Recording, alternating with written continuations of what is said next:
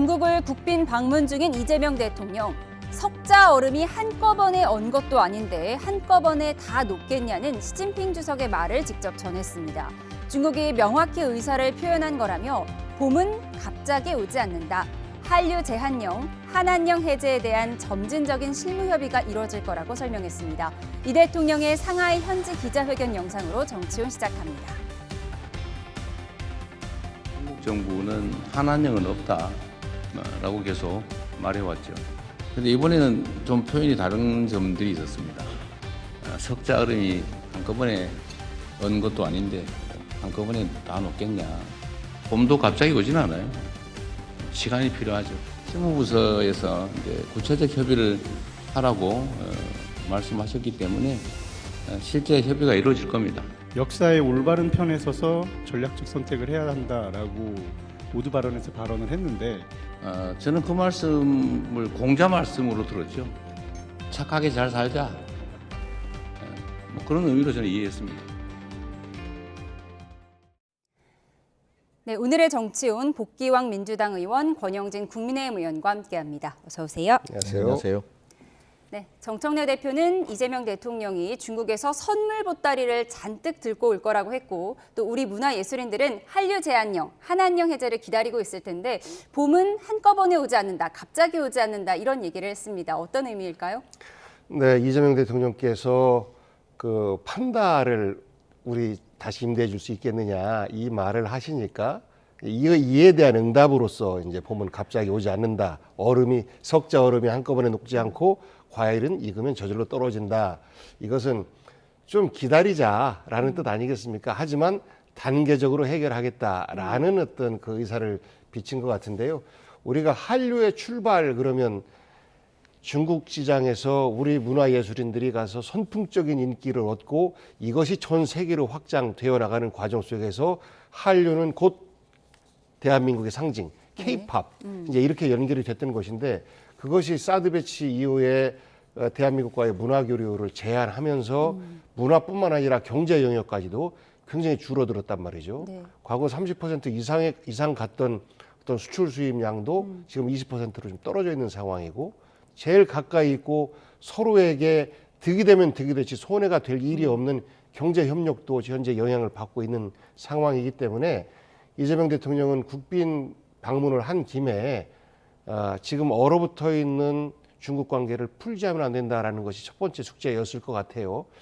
그렇기 때문에 그런 상징적인 것으로 판다를 꺼냈고 그 상징으로 이제 과일이 날씨가 따뜻해지고 그러면 익어가고 떨어지지 않겠느냐. 이것은 점진적으로 뭐 경제부터 문화부터 시작을 할 것이고 그리고 실무부처에 논의를 지시를 했으니까 부처에서 구체적인 논의가 시작되지 않겠느냐 이런 기대를 하게끔 하는 그런 회담 아니었나 싶습니다. 예, 판다 이야기 잠시 뒤에 좀 더 자세히 해보도록 하겠습니다. 그리고 역사의 올바른 편에 서야 한다. 시진핑 주석이 어제 이렇게 얘기를 했는데 이 이야기가 중일 갈등, 미중 갈등 사이에서 중국 편에 서라라는 압박이 아니겠느냐 이런 분석도 있었는데 이에 대해서 이재명 대통령이 나는 그냥 공자님 말씀으로 들었다라고 대답을 했습니다. 어떤 의미로 보세요? 그렇게 피해 나간 거죠. 그러니까 아마 이재명 대통령도 시진핑 주석이 하는 얘기가 무슨 말인지 알 거예요. 중국이 한국 우리를 믿지 않는 부분들은 결과적으로 대한민국은 한미동맹을 중심으로 한미일 삼각동맹 중심으로 외교관계를 이끌어 갈 거다라는 그런 의심들이 있고 실제로 우리 외교의 중심은 한미동맹이란 말이에요. 그런 면에서 보면은 시진핑 주석이 방중한 이재명 대통령에게 9년 전에 문재인 대통령이 갔을 때보다 완전히 상당히 달라졌어요. 그때는 공항 영접도 차관 보급이 나왔고 근데 이번에 차관급이 나왔단 말이에요. 그리고 10번 거기서 문재인 대통령이 식사하는 동안 국빈하고 같이 할 수 있는 건 딱 한 번이었다 그러잖아. 혼밥 소송도 있었고 그때 기자들이 폭력도 당하고 이건 만약 국빈 방문으로서는 너무나 초라하고 저희로 봐선 자존심이 상하는 거인데 거기에 비하면은 이번에는 문재인 대통령의 방중과 이재명 대통령 방중은 완전히 다르다라는 그런 생각을 갖고요. 그리고 그런 차원이긴 하지만 제가 조금 더 민주당과 문재인 정부에 좀 조언을 한다고 하면은 결과적으로 이 한미 관계의 틀 속에서 우리 외교는 있는 겁니다. 근데 너무나 우리가 한중 관계의 부분들을 우리가 앞서 나가거나 성과를 과대 포장할 경우에는 그게 미국이 또 어떻게 생각할 건가를 고려해야 돼요. 과거에 2016년에 우리 이 박근혜 대통령이 천안문 광장에 서고 열병식 참가하고 난 이후에 그때도 굉장히 한중 관계에 대한 기대를 컸습니다. 그 위에 바로 나타나는 게 사드 배치 문제 때문에 한중 관계가 완전히 지금까지 얼어붙는 원인이 됐기 때문에 우리는 한미 관계라는 기본 틀을 잘 지키고 또 너무 지나치게 한중 관계를 과장하거나 앞서가지 않는 각도에서 이 한중 관계를 다루 나가는 것이 좋겠다 이런 말씀을 드립니다. 예, 미국과 중국 사이의 관계 설정을 잘해야 한다라는 조언을 주셨습니다. 그런가 하면 이재명 대통령과 시진핑 주석의 정상회담에서 화제가 된 장면 중 하나죠. 바로 샤오미 셀카인데요. 과연 누구의 아이디어였을까요? 화면 함께 보시죠.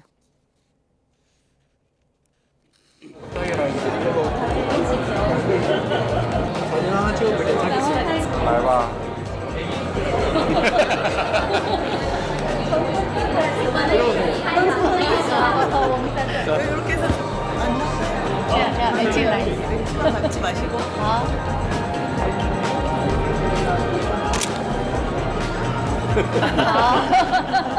摄影技术不错。 촬영 잘 하시면 사진 기술 좋습니다. 그때 주신 선물. 이번 정상회담의 백미로 꼽히는 샤오미 셀카는 이재명 대통령이 직접 아이디어를 낸 것입니다. 이 대통령은 방중에 앞서 지난 경주 에이펙 당시 시 주석에게 선물 받은 샤오미 휴대전화를 개통해달라 참모들에게 지시했습니다. 국빈 만찬장 뒷이야기도 속속 전해지고 있는데요. 시 주석이 메뉴로 나온 베이징 짜장면을 가리켜 한국 짜장면과 어떻게 다른지 맛보라고 권했고 맛을 본 이 대통령은 더 건강한 맛이라고 평가했다고 합니다. 이런 가운데 이번 방중에서는 중국의 판다 대여 문제도 논의됐습니다. 이 대통령은 시진핑 국가주석과 상무위원장을 만난 자리에서 판다 한 쌍을 보내달라고 요청했다는데요. 제2의 푸바오가 나올 수 있을까요? 관속미술관이 굳이 뭐 돌려주고 싶다는데 이번에 그냥 우리도 좀 생색도 좀 내자라고 해서 제가 좀 밀어붙여가지고 급하게 추진된 거예요. 중국이 우리한테 줄거는 내고 아무 차려봐도 없더라고. 뭐 있으면 그래서 푸바오라도 줘라. 제가 그렇게 한 겁니다. 푸바오라도 빌려줘라. 네, 오늘 기자회견장에서 선물 외교에 대한 기자들의 질문이 있었는데 우리는 금액으로 따질 수도 없는 간송미술관의 석사자상을 돌려줬는데 중국은 우리에게 펑리히안 여사의 CD만 준 것 아니냐, 그러니까 우리가 너무 못 받아온 것 아니냐 이런 질문이 있었어요. 이에 대해서 이 대통령이 내가 아무리 생각해봐도 중국에서 받아올 게 푸바오밖에 없더라. 그래서 푸바오라도 빌려줘라 이렇게 얘기했다는 거예요. 당장 주고받는 선물의 가치를 따지는 것은 조금 좀 유치한 것이고 그것이 상징하는 바가 무엇이냐 이거 아니겠습니까? 그러니까 우리는 좀 의미가 있는 어떤 나름대로 값어치도 있고 이런 정성을 다 했으니 당신들은 우리 한국에서 원하고 있는 바를 좀 들어줘라 라는 거 아니겠습니까? 그러면서 그 푸바오라고 하는 것은 과거 우리 상징이었잖아요. 한중 교류의 상징이었고 네. 동물 애호의 상징이기도 했었고. 푸바오 떠날 때 사람들이 막 울기도 했잖아요. 그렇습니다. 제 별명이 왕바오입니다. 왕바오. 닮으셨네요. 그런 것처럼 그 푸바오로 상징되는 한중 문화 교류에 좀 물꼬를 트자라는 것을 말씀을 통해서 이렇게 요청을 한 것 아닌가 싶어요. 조금 아까 뭐 샤오미 셀카 같은 경우에도 뭐 누가 아이디어를 냈나 이게 중요한 것이 아니고 실제 그런 것들을 행하는 것 자체가 쉽지 않아요. 대통령인데 어험하고 뒷짐지고 있으면 되는데 저랑 셀카 할까요? 굉장히 가벼워 보일 수도 있는 거거든요. 한편으로 보면. 그런데 저 모습을 보면서 우리 대한민국 국민들도 특히 젊은이들 같은 경우에는 아, 저분들이 격식 따지지 않고 진심을 다해서 노력하는구나 라는 것을 보여준 거고 여기에 또 흔쾌히 응한 시진핑의 저 모습을 보고 아, 한중 관계가 과거의 역사의 틀 내에서 서로의 갈등의 틀 내에서 너는 얼만큼 줬으니 나도 이만큼 줄게 이만큼 뺏을게 이런 게 아니고 서로 저렇게 격의 없이 주고받을 수 있는 관계로 발전될 수 있겠구나라는 저런 상징적인 행위를 보면서 저는 굉장히 좀 희망을 갖는데 우리 권 의원님께서 우려하시는 바는 충분히 압니다. 근데 그 우려는 기본적으로 저희가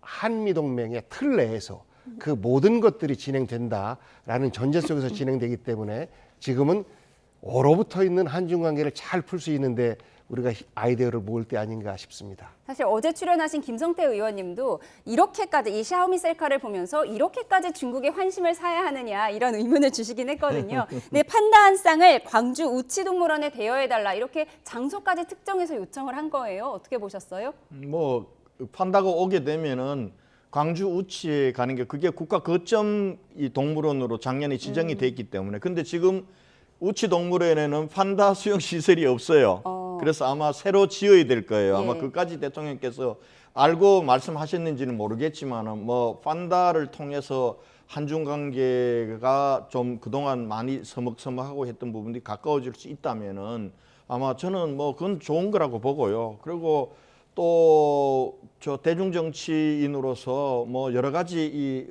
어떻게 하면 우리 국민들이 표가 되는 일을 잘 찾는 그런 동물적인 감각이 있는 이재명 대통령이라서 그런지 외교란 것도 외교 회담장에서 이루어진 것보다 회담장 밖에서 이루어지는 것들이 훨씬 더 때로는 더 양국 관계를 긴밀하게 하잖아요. 그런 면에서 뭐 샤오미 아이디어와 같은 경우는 잘했다고 봐요. 그때 사실은 이게 저 샤오미가 에이펙 때 경주에 왔을 때 시진핑 주석이 선물한 거 아닙니까? 네. 그거 받을 때 그때 제가 아찔했던 생각이 나요.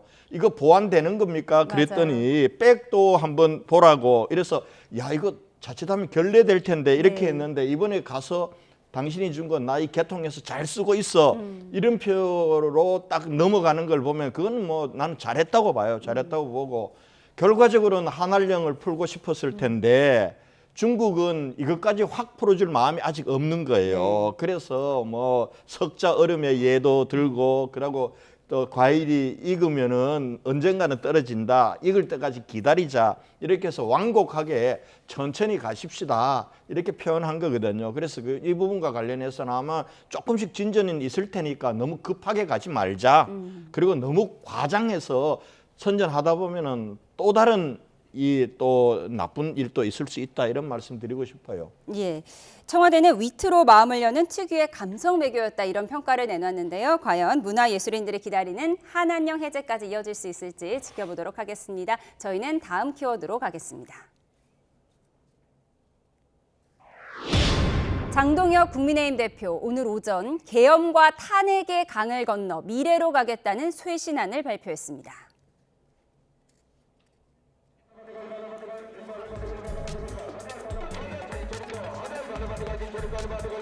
철진한 썩은 사과라도 좋으니 제발 당신들의 입에서 비상계엄 내란에 대해서 정말 죄송합니다 라는 말 한마디를 듣고 싶습니다.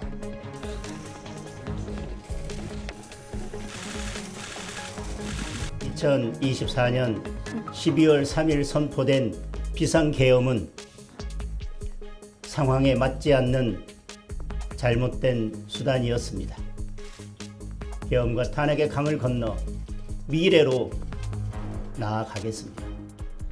오세훈 서울시장은 장 대표의 변화 시도를 환영한다고 밝혔지만 친한동훈계와 당내 소장파 의원들은 윤 전 대통령과의 절연 선언이 없다, 하나만한 한가한 소리로 들릴 수 있다고 비판하는 등 당내 평가가 엇갈리는 가운데 어제는 윤 어게인 성향의 유튜버 고성국 씨가 국민의힘에 입당 원서를 냈습니다.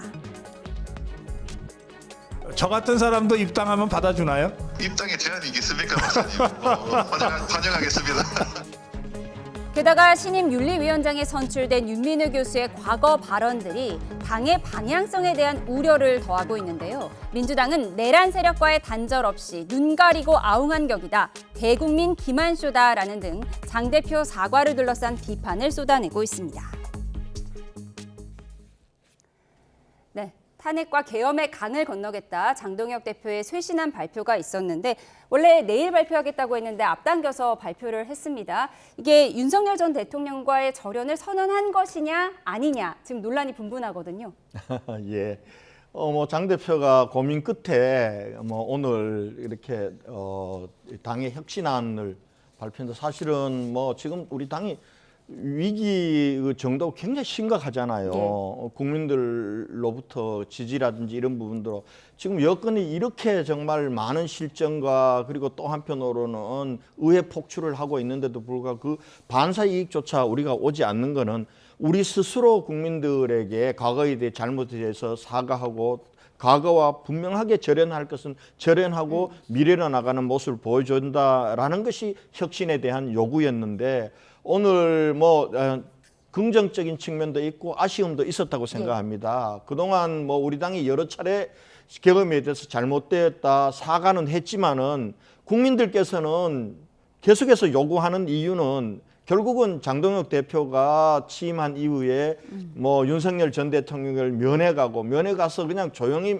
면회 다녀온 걸 나중에 알려주면 좋은데 자기 SNS에 발표를 하면서 뭉쳐서 싸우자 뭐 이렇게 해버리니까 이게 그러면 윤석열 계엄 세력들하고 같이 가느냐 이런 오해도 있었고 또 우리가 한교안이다라고 얘기하는 부분들이 있으니 자꾸 국민들이 보기에는 당대표가 또 한편으로는 계엄에 대해서 아직도 진지하게 받아들이지 않고 있구나 이렇게 한 거 아니겠습니까? 그래서 오늘 늦었지만은 계엄, 비상계엄에 대해서는 이건 명백히 잘못된 거였고 그리고 거기에 대해서 국민들께 분명한 사과를 한 것까지는 다행이라고 봅니다. 예. 그런데 문제는 지금 계엄으로부터 1년 동안 넘어가면서 우리 당이 이걸 말끔히 정리를 못하다 보니까 국민들께서는 계속해서 이 국민의힘이 계엄의 사과뿐만 아니라 윤석열 대통령을 비롯하는 비상계엄을 옹호하는 윤어게인 세력과도 함께 가는 거 아니냐 이걸 절연해야 된다라는 것도 요구였는데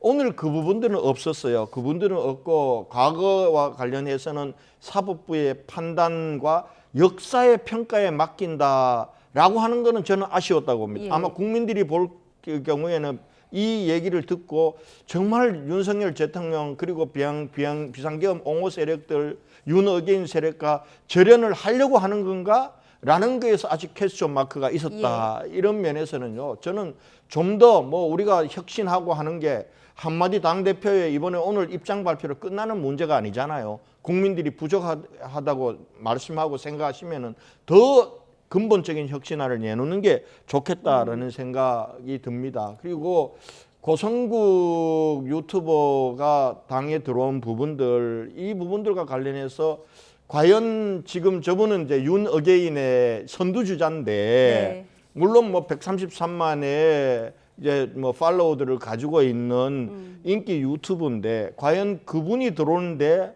또 김도읍 의장은 그냥 정책위 의장을 사퇴를 해버리고 김성원 의원에게 정책위 의장을 권했는데 고사하고 김도읍 사퇴, 김성원 고사에다가 고성국의 입당 이게 전체적으로 우리 당의 모습이 국민들에게 박수받고 우리 외연이 넓어지는 걸로 비칠까 오히려 더 좁아지는 걸로 비치지 않을까 이런 생각이 들어서 저분이 입당하는 걸 우리가 박수치고 좋아할 만은 아니다 저는 그렇게 봅니다. 예, 권 의원님의 퀘스천 마크는 중도 성향 인사는 떠나고 극우 인사를 영입한 것에 대한 우려를 말씀하셨는데 또 국민의힘 신임 윤리위원장의 과거 발언이 논란이 되고 있는데 개딸들의 그러니까 이재명 대통령 지지층의 이재명 사랑은 김건희 여사에 대한 질투 때문이다.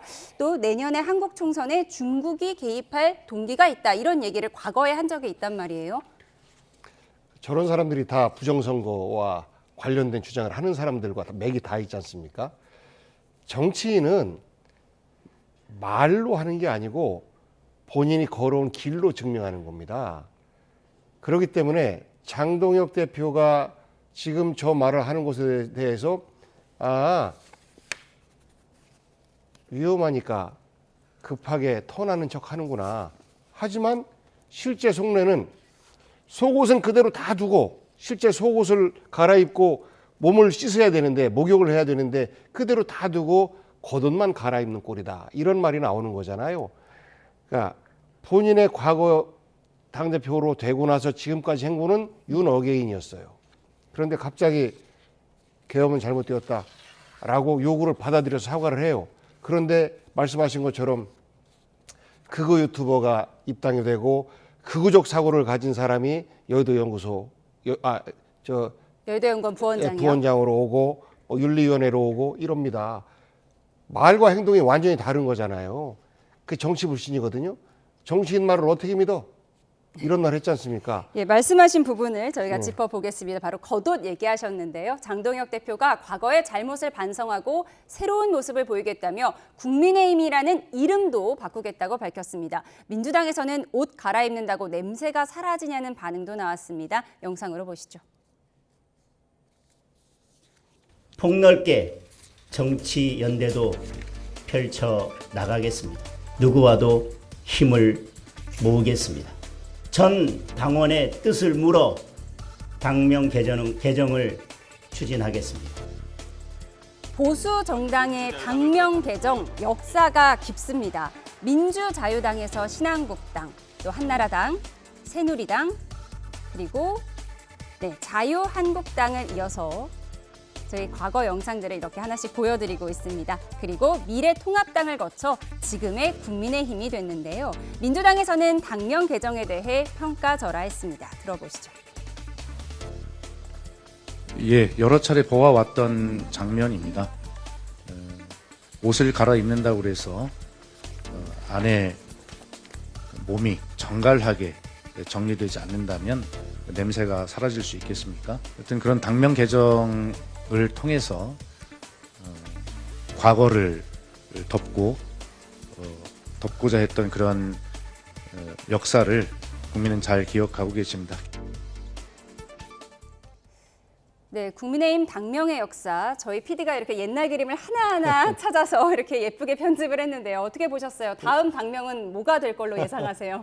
우리 여야가 다 그렇잖아요. 지금 민주당도 보면은 제가 기억나는 것만도 민주당에서 평화민주당, 그리고 새천년민주당, 지금 또 더불어민주당 이렇게 왔거든요. 아마 민주당도 그때마다 과거에 자기들의 잘못을 씻어내는 방편으로 당명 개정을 했을 거예요. 그리고 국민들에게 새롭게 가는 모습을 보여주기 위해서 그랬을 거라고 봅니다. 근데 지금 우리 당도 똑같아요. 그러니까 대한민국 정치에서 저는 이게 바람직한 건 아니라고 봐요. 우리도 100년 정당, 한 이름으로 100년 정당으로 또 때로는 국민들에게 호되게 비판받더라도 또 다시 정말 개혁하고 혁신해서 또 국민들의 신뢰를 받는 그런 정당으로 100년 정당이 가면 좋은데 우리 정당의 역사가 사실은 당명 변경을 통해서 혁신과 개혁의 모습을 보여주는 역사로 와버렸습니다. 네. 그런 면에서 보면은 지금 오늘 장 대표께서 당명 개혁을 정치개혁 당의 혁신안으로 내세운 거는 고육지책이다, 저는 그렇게 생각합니다. 물론 민주당에서는 겉옷만 갈아입는다라고 비판할 수 있는데요.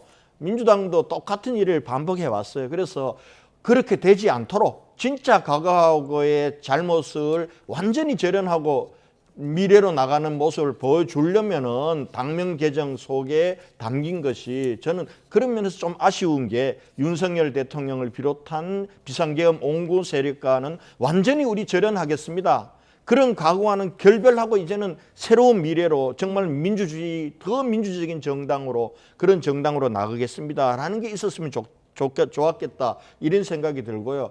그 다음에 지난번 박근혜 대통령을 당선시키기 전에 우리가 새누리당으로 개편할 때 당명을 개정했죠. 그때는 정강정책 다 바꿨습니다. 정강정책도 바꾸고, 그리고 또 한편으로는 그때 당헌에다가 경제민주화도 우리가 받아들였어요. 그때는 내용에 대한 엄청난 변화가 있었습니다. 그리고 구체제가 새로운 체제로, 홍준표 대표 체제가 박근혜 비대위 체제로까지 넘어온 거예요. 이러한 우리 국민들이 볼 때 쇼하는 게 아니다, 정말 겉옷만 갈아입는 게 아니라 진짜 뼛속까지 바뀌려고 하는구나라는 모습을 실천하면서 저는 당명 개정으로 가는 거는 지금 현재로서는 불가피한 거 아니냐, 그렇게 보고 있습니다. 당명 개정과 함께 누구와도 힘을 합칠 수 있다고 했는데 그럼 한동훈 전 대표와도 화해할 수 있는 건가요? 그 대목도 오늘 조금 불명확합니다. 그러니까 이 연대하겠다라고는 얘기했는데 사실은 지금 우리 당에 요구되는 건 혁신과 통합입니다.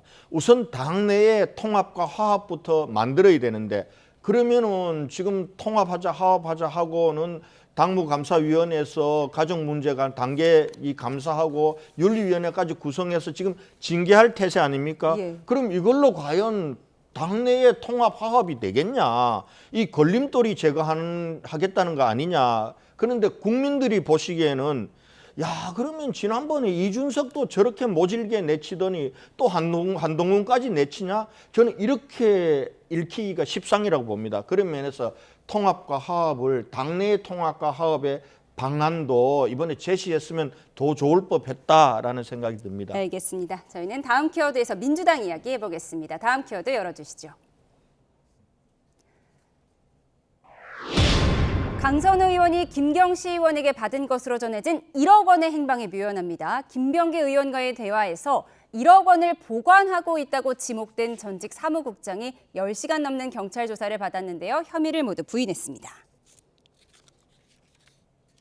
어쨌건 그 1억 이렇게 뭐 그 돈을 갖다가 받은 걸 사무국장이 그렇게 보관하고 있었다는 거 아닙니까? 이미 정말 그냥 아무 생각이 없었던 거죠. 정말. 오늘 피의자 신분으로 조사 받으셨는데 어떤 점 위주로 소명하셨는지 말씀 좀 부탁드립니다. 김경시 의원한테 1억 받으신 거 맞습니까? 김경시 의원한테 2억 받고 보관하신 거 맞습니까? 강선우 의원이 반환 지시했습니까? 김경시 의원은 돈을 준 적이 없다고 하고 강선우 의원은 사무국장에게 즉시 반환을 지시했다고 했는데 사무국장은 돈을 받은 적도 보관한 적도 없다고 하는 상황.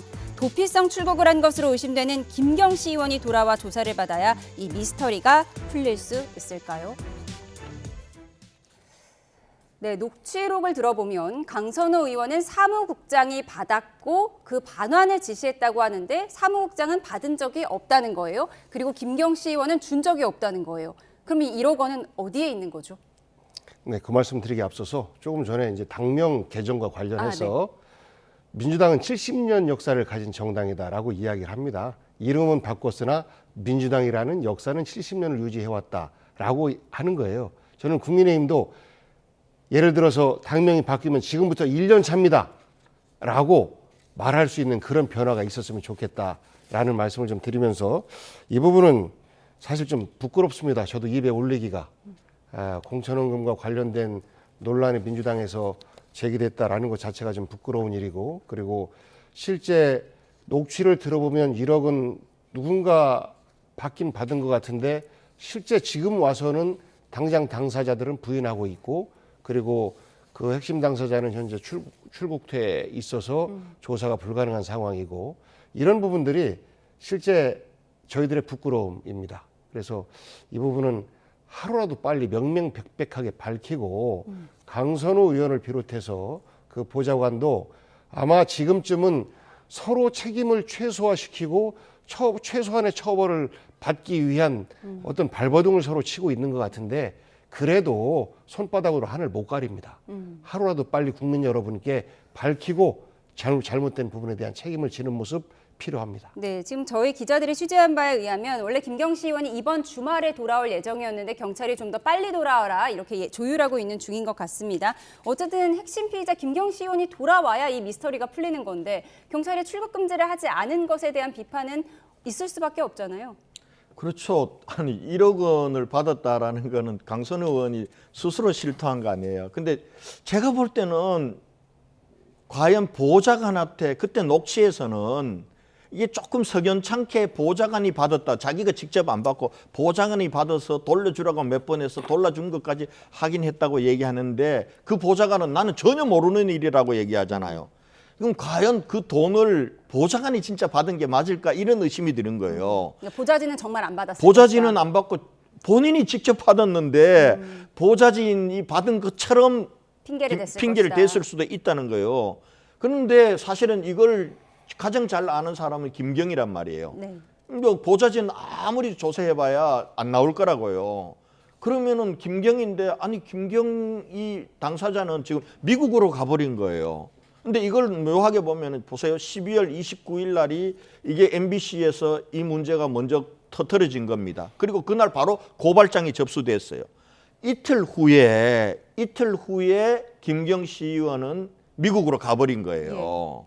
그러면은 이틀간 이걸 그런 게 고발장이 접수됐으면 야 이거는 당장 이렇게 중대한 문제고 범죄 행위면은 출국 금지 해야 되잖아요. 근데 출국 금지도 안 하고 그냥 미국으로 보내놓고 그리고 나머지 이제 그 보좌진들하고 조사한다고 하는 이 경찰의 수사를 그리고 또 김경식 의원 나간 것도 1월 4일 날 알았다는 거 아니에요. 나간 것도. 그러니까 과연 이 경찰이 실체적 진실을 가릴 그런 의지가 있느냐 이런 문제예요. 그래서 제가 보고는 이거 민주당에서도 굉장히 곤혹스러울 텐데 이거 안 털고 이걸 덮고는 국민들이 용서를 안 할 거예요. 그러면 결국은 이제 곧 지방선거 공천이 다가오는데 민주당이 이걸 덮고 가거나 명명백백하게 안 밝히고 갈 경우에는 민주당이 개인의 일탈일로 치부하자면 이거는 민주당 전체가 조직적으로 공천 비리를 저진 것으로 국민들은 생각할 것이기 때문에 이걸 제대로 밝히려면 저는 경찰 수사 가지고 되겠냐. 특검으로 오히려 빨리 가도록 하는 게 이게 맞지 않냐. 그런 제안을 드리고 싶어요. 예, 김경식 의원이 돌아와야 미스터리가 풀릴 텐데 특검의 필요성까지 제안을 해주셨습니다. 이런 가운데 이 공천원금 수수를 묵인한 의혹과 그 외에 수많은 개인 의혹을 받고 있는 김병기 의원, 거취를 둘러싼 논쟁이 격화하는 분위기인데요. 민주당 당내 목소리 들어보시죠. 당대표는 윤리심판원의 판단을 존중해야 되고 삼성 국회의원의 원내대표까지 하신 분이기 때문에 여러 가지 종합적으로 고려하고 판단할 것으로 생각합니다. 1월 12일에 윤리심판원 회의가 잡혀서 징계 결정을 하게 될 터인데 그 전에라도 김병기 원내대표가 억울하다고 생각되는 측면이 있을지 모르지만 당을 위해서 선당우사하는 자세가 필요하다는 점을 말씀. 네, 김병기 의원 거취를 둘러싼 민주당 당내 목소리 들어봤습니다. 저희는 다음 주제 살펴보겠습니다. 이해은 기획예산처 장관 후보자 부부가 80대 1이 넘는 경쟁률을 보인 분양가 상한제 아파트 로또 청약에 당첨된 사실이 새롭게 드러났습니다. 화면 함께 보겠습니다. 이 후보자의 배우자는 2024년 서울 반포동 레미안 원펜타스 54평 청약에 당첨됐는데 2개월 만에 36억 7천만 원이 넘는 전액을 완납했습니다. 이 아파트의 현재 시세는 70억 원, 호가는 100억 원에 달하는데요. 정상적인 절차를 통해 청약에 당첨된 거라고 해명했지만 이 후보자 과거에 로또 청약을 이렇게 비판했습니다. 낮은 분양가로 분양을 받은 사람들은 불과 1, 2년만 있으면 이게 이제 대박이 터지는 거 아닙니까? 로또로. 그러니까 그런 분들에게는 오히려 로또를 정부가 안겨주는 거잖아요. 그래서 한쪽에는 재건축을 위해서 고생한 사람들에게는 부담을 폭탄으로 던지고 여러 의혹에도 불구하고 이 후보자 오늘 오전 출근길에 사퇴는 없다고 못 박았습니다. 여러 의혹으로 사퇴 요구했는데 혹시 입장의 변화는 없으실까요? 네, 이미 충분히 해명을 할 준비가 다 되어 있고 청문회에서 국민들 납득하실 수 있는 설명을 충분히 드릴 수 있습니다. 가족회사 주식은 계속 백지 신탁하셨다가 되돌려 받으셨는데 이게 취지에 맞다고 보실까요? 아니, 그건 제가 할 수 있는 문제가 아니잖아요. 네, 이 백지 신탁 관련 질문에는 조금 화를 내는 모습도 보이긴 했는데 이런 논란 속에서도 이해운 후보자 청문회를 극복할 수 있다, 좀 이런 입장인 것 같습니다. 글쎄요.